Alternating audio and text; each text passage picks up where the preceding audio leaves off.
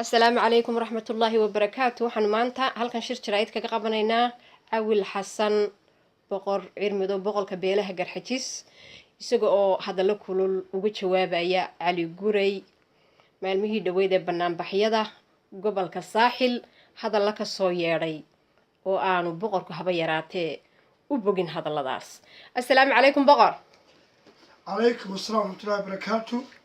عاد بان كوسلام يا وحسلام يا ومضى إسلام كا ميلك استوجبتو أما مضى السومال لان ميلك استوجبتو تلي الدببة وحنكون سلام يا سلامة إسلام كا والسلام عليكم ورحمة الله وبركاته. سلام كبعدي أنا وحنا بقول علم ودوا وذكرنا سام بقول كبيش كراجس بقول السومال لا أنا منها صدق هذا حسب خرن يدل كي يجيبون شعره زود وادنا ولا كي هاي روا وارك waxaan se maanta shirkiga jiraayid u yahay waan aad uga xumahay in siyaasiyiinteenu ku ololayso dagaal ay cilaamiso Cali Guray maalintii dhaweyto ololaha kulmiye uu burca uu joogay meesha lagu dhahdo gobolka Saaxil ee Berbera dagaal buu cilaamiyay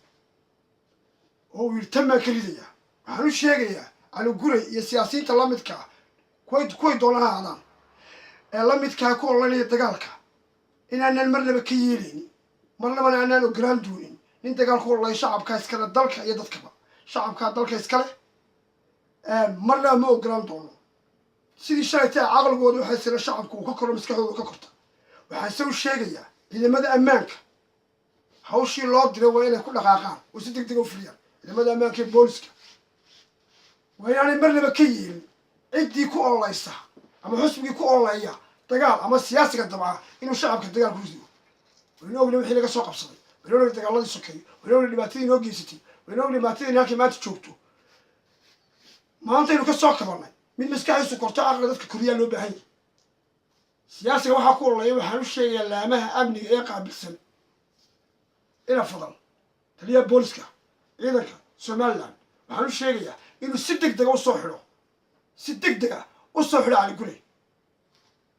waxaan ahay boqorka beelaha Somaliland mar waa way damaqday qalbigayga laabteeda way damaqday kamala seexay la shaaytay intuu hadlay ammaankiina waa qaabilsantii maxaa ilaalinaysaa wayna soo xidhaan kaasoo kale oo jeelka Britain soo hayso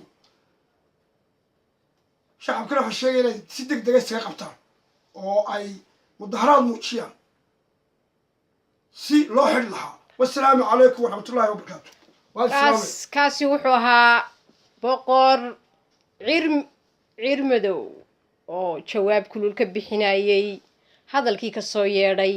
Cali Guray waa mahadsantiin.